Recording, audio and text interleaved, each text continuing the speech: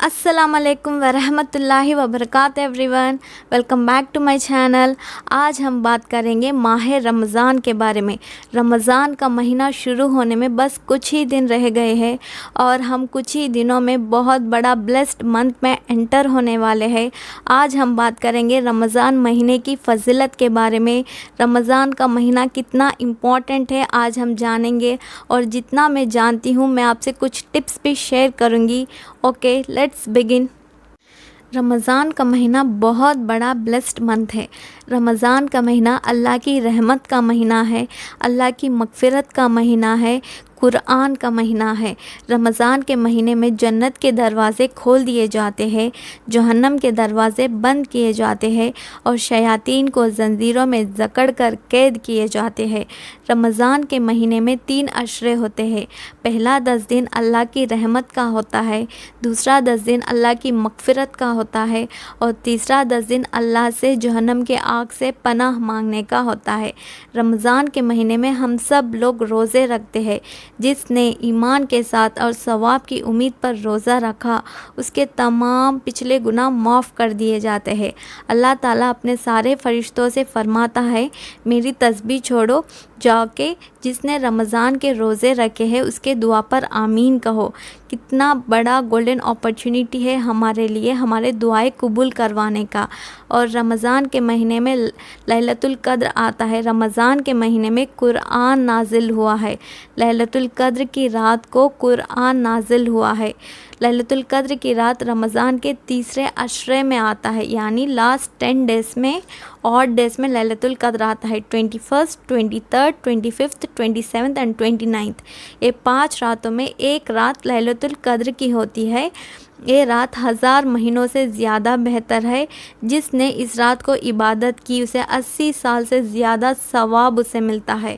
हमारा life span इतना भी नहीं होता, हमें इतना सवाब हमें मिलता है। लैलतुल क़द्र की रात को हमारी कद्र यानी डेस्टिनी लिखा जाता है। अगले साल कौन जिएगा, कौन मरेगा, किसको कितना प्रॉफिट होगा, कितना लॉस होगा, एवरी सिंगल डिटेल सब कुछ लैलतुल क़द्र की रात को लिखा जाता है। हमें अल्लाह से दुआ करना चाहिए अच्छी किस्मत के लिए, इस दुनिया में और आखिरत में बेहतरीन के लिए हमें अल्लाह से उस रात को हमें दुआ करना चाहिए। और रमज़ान के महीने में हम तरावी नमाज़ पढ़ते हैं। तरावी नमाज में हर एक सजदे में हमें 1500 नेकियां हमें मिलती है। और अल्लाह फरमाता है, मेरी महबूब की उम्मत है, हर फ़र्ज़ को 70 के बराबर कर दो और हर नफिल को फ़र्ज़ के बराबर कर दो। नॉर्मल डे से कंपेयर करें तो रमज़ान के महीनों में हर एक नेकी का अजर कई ज़्यादा हमें मिलता है। ये महीना हमें बहुत ज़्यादा नेकियां कमाने का महीना है, हमारे गुनाहों को बख्शवाने का महीना है और हमारे दुआओं को कबूल करवाने का महीना है। इस महीने में हर एक सेकंड बहुत कीमती है, हमें हर एक सेकंड हमें ज़ाया नहीं करना चाहिए। इस महीना हमारे लिए बहुत इम्पॉर्टेंट है और इस महीने को हम ज़ाया नहीं करना चाहिए। इमेजिन आपकी कंट्री में आपकी गवर्नमेंट ने सारे सिटीजन्स में से लकी ड्रॉ काटा तो आपका नाम निकला। आपको एक कंपटीशन के लिए इनवाइट किया जस्ट टू ब्लेस यू। वो कंपटीशन क्या है, आपके लिए एक ट्रेजर रूम खोल दिया जाता है। उस ट्रेजर रूम में gold, silver, Ruby, diamonds, cash सब कुछ होता है। आपको 60 सेकेंड्स का टाइम दिया जाता है और उस 60 सेकेंड्स में जितना आप ले सकते हो सब कुछ आपका हो जाता है। और सारा मीडिया आ जाता है, आपको लाइव टेलीकास्ट किया जाता है और आपका कंपटीशन शुरू होता है। 3, 2, 1 गो। जब आप अपना फ़ोन काटते हो, इंस्टाग्राम ओपन कर लेते हो, कुछ रील्स देखते हो, फिर यूट्यूब ओपन करते हो, कुछ शॉर्ट्स देखते हो, फिर व्हाट्सएप ओपन करते हो, मैसेजेस चेक करते हो, आपका 60 सेकेंड्स ख़त्म। सब लोग आपके बारे में क्या सोचेंगे, कितना बेवकूफ़, कितना लूज़र आदमी है, इसको इतना बड़ा अपॉर्चुनिटी मिला, इसने वेस्ट कर दिया। अगर ये चाहता तो, अगर इसे कोई कर्ज़ होता तो वो अदा कर सकता था, इससे अपने बच्चों का अच्छा एजुकेशन दिला सकता था, अपने लिए अच्छा घर बना सकता था और अपने पूरे नस्लों को सेट कर सकता था इस अपॉर्चुनिटी से। इसने इतना बड़ा गोल्डन अपॉर्चुनिटी गंवा दिया, कितना बेवकूफ़ लूज़र आदमी है, ऐसे ही सोचेंगे ना लोग। वैसे ही अल्लाह ने हमें रमज़ान का महीना दिया, एज ए गिफ्ट में हमें दिया रमज़ान का महीना। हाँ, हम रमज़ान के महीने को नॉर्मल डेज़ की तरह, जिस तरह रमज़ान का महीना स्पेंड करना चाहिए उस तरह नहीं कर पाते। नॉर्मल डेज़ की तरह ही हम रील्स चलाते हुए, शॉर्ट्स चलाते हुए, व्हाट्सएप में टाइम वेस्ट करते हुए, अपने दोस्तों से गपशप मारते हुए, घूमते हुए फिरते हुए, शॉपिंग करते हुए टाइम वेस्ट कर देते हैं और रमज़ान का महीना ख़त्म हो जाता है। और रमज़ान का महीना इतना बड़ा गोल्डन अपॉर्चुनिटी है जो अल्लाह ने हमें दिया, हमारे गुनाहों को बख्शवाने का, हमारे दुआओं को कबूल करवाने के लिए, नेकियां कमाने के लिए हमें इतना बड़ा अपॉर्चुनिटी दिया, फिर भी हम टाइम वेस्ट कर कर इस अपॉर्चुनिटी को हाथ से गंवा देते हैं। इतना बड़ा लूज़र कौन हो सकता है। दो साहबा थे, आपस में दोस्त थे। वो आपस में कंपटीशन किया करते थे नेकियों में। एक जंग में शहीद हो गए और दूसरे ने सोचा कि मेरा भाई मुझ पर सबकत पा लिया, मुझसे आगे निकल गए, और दूसरे ने अगले साल नॉर्मल सा डेथ हो गया था। और एक एक ख्वाब में आता है कि जिसने जंग में शहीद हुए वो बाद में जन्नत में जा रहे हैं, और जो अगले साल नॉर्मल सा डेथ हुआ वो पहले जन्नत में जा रहे। और वो शौक हो गए। शहीद का दर्जा इतना होता है कि वो डायरेक्ट जन्नती है, उनका दर्जा बहुत ज़्यादा होता है। और वो शौक में होकर अल्लाह के नबी के पास चले गए और उन्हें एक ख्वाब बताया। अल्लाह के नबी ने उनसे पूछा, क्या तुमने रमज़ान का महीना काउंट नहीं किया? उनके ज़िंदगी में रमज़ान का महीना आया, तरावी आई, रोज़ा आई, तहज्जुद आई, सदका खैरात आई, ये सब कुछ आई, ये तुमने काउंट नहीं किया? एक रमज़ान का महीना, one Ramzan can make a big difference in your life. हमें ये रियलाइज़ करना चाहिए। कितने लोग हैं पिछले रमज़ान में ज़िंदा थे, अब ज़िंदा नहीं है। कितने लोग हैं पिछले रमज़ान में बीमार थे, अब अपने कब्रों के अंदर है। हमारे जान पहचान के लोग कितने लोग हैं, किसको पता कि यही हमारा आखिरी रमज़ान हो।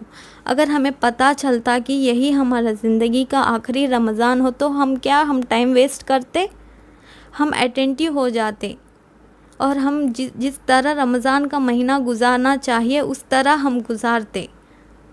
हम टाइम वेस्ट नहीं करते।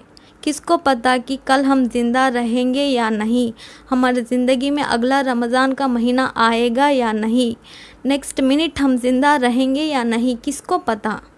हमें नहीं पता। इसलिए हमें रमज़ान का महीना ज़ाया नहीं करना चाहिए। अल्लाह के नबी ने कहा आमीन। जब जिब्राइल आए उन्होंने कहा, जिसको रमज़ान का महीना मिला और अपने आप को बख्शवा ना सका वो हलाक हो गया। वो अल्लाह के नबी ने ज़ोर से कहा आमीन। जिसको रमज़ान का महीना मिला वो बख्शवा ना सका, उससे ज़्यादा लूज़र कौन हो सकता है। चलिए मैं आपको कुछ टिप्स बताती हूँ। रमज़ान का महीना शुरू होने में बस कुछ दिन रह गए हैं। अभी से आप कसरत से इस्तग़फ़ार किया करें, क्योंकि मैं इसका रीज़न आपको बताती हूँ।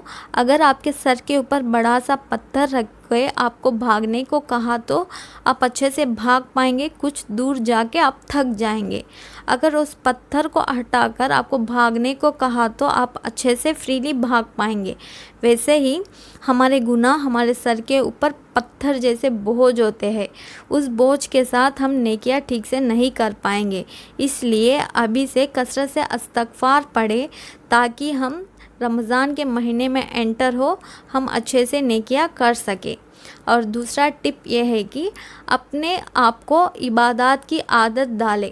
अगर आपको एक रनिंग रेस में जाना हो तो अब बिना प्रैक्टिस किए 5 किलोमीटर्स भागना हो तो बिना प्रैक्टिस किए आप भागने लग जाएंगे तो कुछ मीटर्स पे जाके ही आप थक जाएंगे। अगर आप पहले से प्रैक्टिस करना शुरू हो गए, प्रैक्टिस करके आए हो तो अगर वो कंपटीशन में आपको आसान हो जाएगा।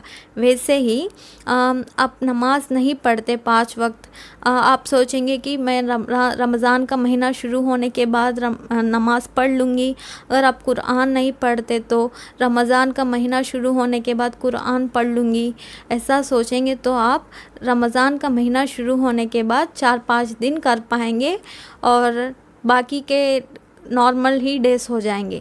इसलिए अभी से अपने आप को इबादत की आदत डालें। अगर नमाज नहीं पढ़ते तो 5 वक्त नमाज पढ़ा करें, कुरान नहीं पढ़ते तो कुरान पढ़ना शुरू करें, वो भी तर्जुमे के साथ। अपने आप को इबादत की आदत डालें, ज़िक्र करा करें, अल्लाह का ज़िक्र करें, अपने हमारे नबी पर दरूद भेजा करें, इबादत की आदत डालें। और तीसरा टिप ये है कि आप अपने हिसाब से, आपके घर के काम काज वैसे भी होते हैं ना, उसके हिसाब से और रमज़ान का महीने की प्लानिंग बना लीजिए। कुरान कितना पढ़ना है, दुआ के लिए कितना वक्त निकालना है, और नमाज के बारे में सब कुछ आप पहले से ही प्लानिंग करना शुरू कीजिए, ताकि आपको बाद में आसानी हो, कन्फ्यूजन ना हो। और फोर्थ टिप ये है कि द मोस्ट इम्पॉर्टेंट टिप है, अगर आप वीक हो तो अभी से ही अच्छा खाना शुरू कीजिए, न्यूट्रिशियस फूड लिया कीजिए। अगर आप रमज़ान के महीने में वीक पड़ गए, रोज़े छूटने लग जाएंगे, इबादत भी ठीक से नहीं कर पाएंगे, इसीलिए अभी से ही न्यूट्रिशियस फूड लेना शुरू करें, प्रॉपर फूड लीजिए, ताकि रमज़ान का महीने में अच्छे से रोज़े रख सके और अच्छे से इबादत कर सके। रमज़ान का महीना दुआएं कबूल करवाने का महीना भी है। हमारे लाइफ में कुछ ऐसे प्रॉब्लम्स होते हैं, जितना भी हम सॉल्व करने की कोशिश करें, हमारे पास सॉल्यूशंस नहीं होते, सिर्फ अल्लाह के पास होते हैं। इस रमज़ान के महीने में ज़िद से अल्लाह से दुआ करें अपने प्रॉब्लम्स के सॉल्यूशंस का। और आप सहरी के लिए आप उठते हो, एक आधा घंटा पहला उठा करें, 2 रकात नफिल नमाज तहज्जुद के पढ़ा करें, और 15-20 मिनट दुआ के लिए निकालें। और इफ्तारी से पहले एक 15-20 मिनट दुआ के लिए ज़रूर निकालें, क्योंकि एक मज़दूर पूरा दिन काम करके अब पैसे लिए बगैर घर चला गया तो कैसा होगा, वैसे ही पूरा दिन हम रोज़ा रखकर इफ्तारी के टाइम पर हम दुआ ना करें तो हमारा हाल भी वैसा ही होगा। इसलिए इफ्तारी से पहले मस्ट एंड शुड एक 15 to 20 मिनट्स हमें ज़रूर दुआ के लिए निकालना है। और रमज़ान के महीने में हमें लैलतुल क़द्र की रात भी आती है, उस रात को भी हमें दुआ करना है, ज़िद से, बच्चों की तरह दुआ करें, अल्लाह से ज़िद से दुआ करके अपने प्रॉब्लम्स के सारे सॉल्यूशंस मांगा करें। ज़रूर इस रमज़ान में आपके सारे दुआएं कबूल हो जाएंगी। रमज़ान का महीना एज़ ए मुस्लिम हमें कैसा रहना चाहिए हमें सिखाने के लिए आता है। ऐसा ना हो कि रमज़ान के महीने में 5 वक्त नमाज़ पढ़ लिया और रमज़ान के महीना ख़त्म होते ही नमाज़ पढ़ना छोड़ दिया। रमज़ान के महीने में कुरान अच्छे से पढ़ लिया और रमज़ान का महीना ख़त्म होते ही कुरान पढ़ना छोड़ दिया। ऐसा ना हो। क्या अल्लाह सिर्फ़ हमें रमज़ान के महीने में रोज़ी देता है, बाकी के 11 महीने में रोज़ी नहीं देता है ना? वैसे ही रमज़ान का महीना हमारे लिए ट्रेनिंग मंथ है बाकी के 11 महीनों के लिए। रमज़ान का महीना इतना इम्पॉर्टेंट है, आखिरी दिन अल्लाह सब के गुनाहों को जला देता है। रमज़ान के महीने में इतने बड़े बड़े फ़ैसले हो जाते हैं।